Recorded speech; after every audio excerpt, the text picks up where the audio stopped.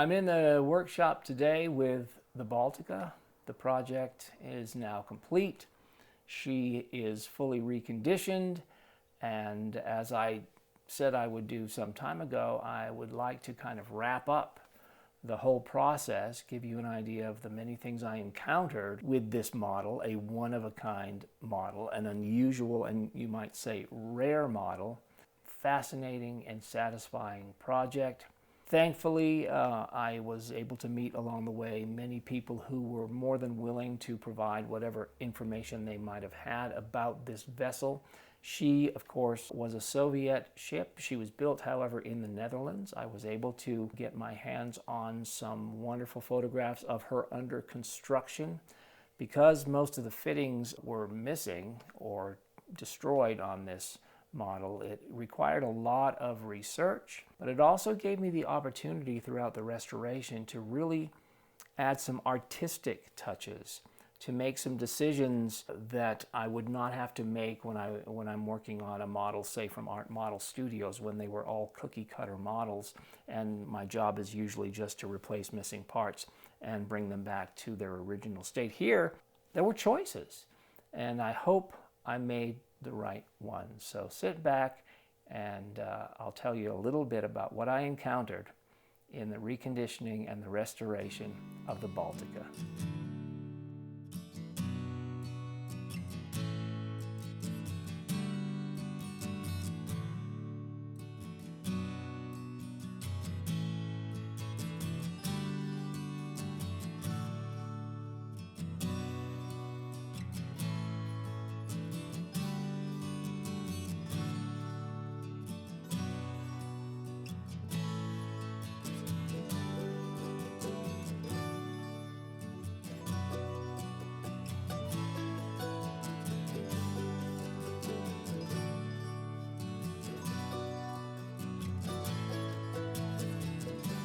One thing I wanted to touch on in this video is my theory, that is my previous theory about the model's origin.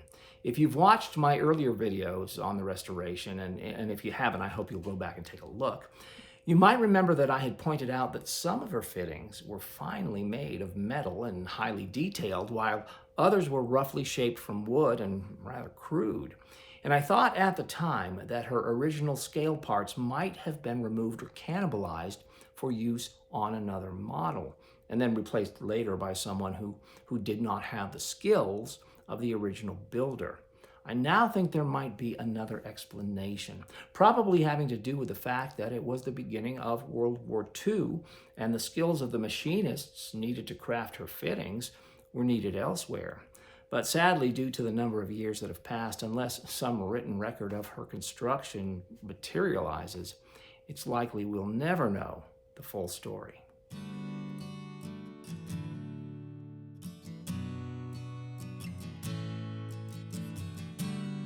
As I said before, it was difficult to ignore the fine details of some of the model's surviving fittings, and it was an easy decision to move forward with the intent to replicate that same level of detail for the fittings that I would have to fabricate from scratch myself. I was able to source a number of items in 1/100th scale, thankfully, such as cargo winches and searchlights. Still, there was quite a bit of fabrication that needed to be done. One significant challenge was the recreation of her unique delta-shaped mast tables. You know, there is always a compromise when fabricating in scale. The goal here was not so much to create a perfect miniature of an item, but to give an accurate impression of how the prototype looked and functioned within the limitation of the technique used to make the parts, in this case, soldered brass. Other interesting fittings I was keen to reproduce were the megaphone-shaped Venturi ventilators. The model had some of these, but they were overscale and again crudely carved from wood. I made a master in brass and sent it off for casting. The same with her mushroom vents. The existing examples bore absolutely no resemblance to those on the ship itself, either in scale or in design. Again, I turned a sample on the metal lathe and sent it off to be reproduced.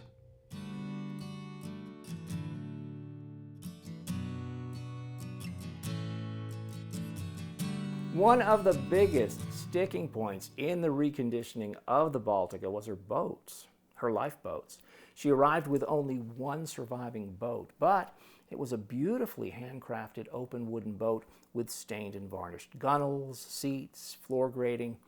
Unfortunately, faithfully duplicating it would have added hundreds, literally hundreds of hours to the project, not to mention doubling the cost, especially since her boats were not all identical. There were 4 different sizes and 4 different designs. This is actually one instance when I considered 3D printing, but I firmly believe that when restoring or duplicating an item or a fitting, you should always use the same materials and the same tools and the same techniques used by the original model maker. So the simplest solution was to replace her open boats with covered boats, which are much easier to fabricate, but I was concerned with the loss of the fine detail the open boats would have given the model. The answer actually came with the arrival of a 1/100th scale Van Riper model of the SS Argentina. You can see her behind me. Van Riper employed a very simple but brilliant technique to add real cable tie downs to the lifeboat covers. And there was the detail I needed. It was simple, it was elegant, it was cost effective, and visually it added just the right amount of detail to compensate for what was lost.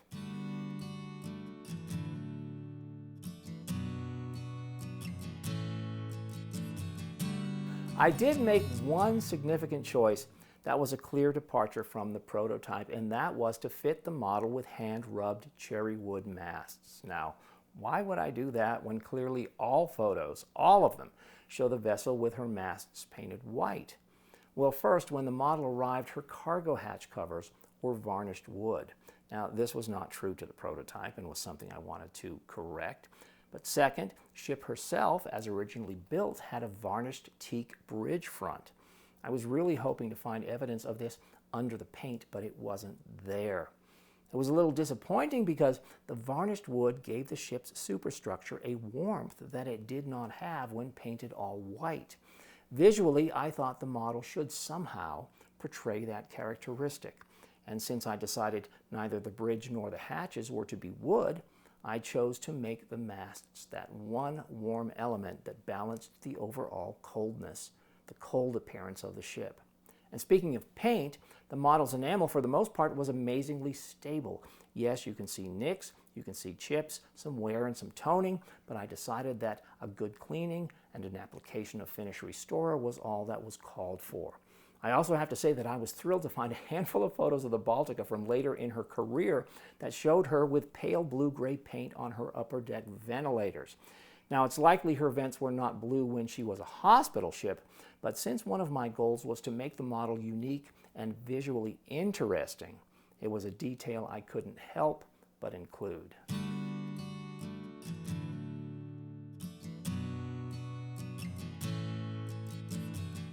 So there it is, a one-of-a-kind model now has a new life. The intent of her original builder has, I hope, been honored, and she can now be displayed proudly as the historically important vessel that she is. Now, another model maker might have made different choices, but I am grateful that I'm the one that had the opportunity to work on this ship, and I will be forever grateful to the model's owner for giving me that opportunity. I hope you enjoyed this video. Please like and subscribe to my channel. Don't hesitate to leave comments below as well and ask any questions you might have. Thanks so much for watching. Take care and watch for the next ship. She's on the bench right now. Take care. Cheers.